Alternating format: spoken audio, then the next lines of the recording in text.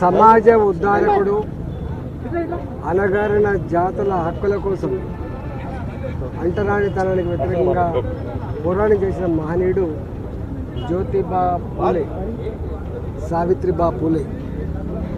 ఈ దేశంలో అంటరానితనం, అణచివేత చెల్లదని చెప్పి చాటి చెప్పిన మహనీయుడు పూలే గారు కేవలం స్టేట్మెంట్స్ మాత్రమే పరిమితం కాకుండా ఎంత ఒత్తిడి ఉన్నా, ఎంత అణచివేత ఉన్నా ఆనాటి దుర్మార్గానికి వ్యతిరేకంగా బరిగీసి కొట్లాడిన మహనీయుడు జ్యోతిబా పూలే.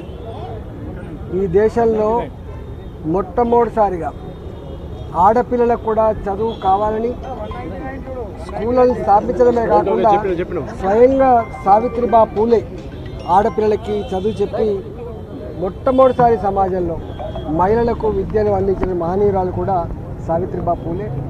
అందువల్ల ఇవాళ వారి జయంతి ఉత్సవాన్ని దేశవ్యాప్తంగా ఈ అణగారిన వర్గాల ప్రజలు కావచ్చు, సమాజ సేవకులు కావచ్చు, సమాజం చల్లగుండాలని చెప్పి భావించిన వాళ్ళందరూ కూడా పార్టీతో సంబంధం లేకుండా, జెండాలతో రాజకీయాలతో సంబంధం లేకుండా ఇవాళ వారి జయంతి ఉత్సవాలు జరుపుకోవడం సంతోషం.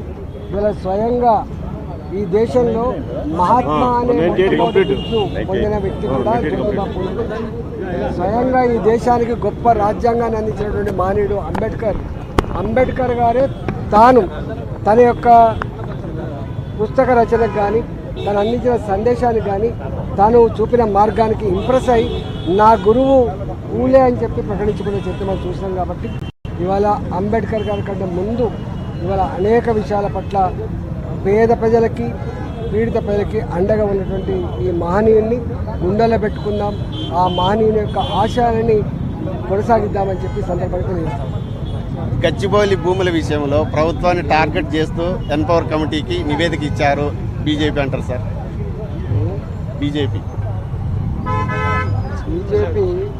విశ్వవిద్యాలయ భూముల్ని ఒక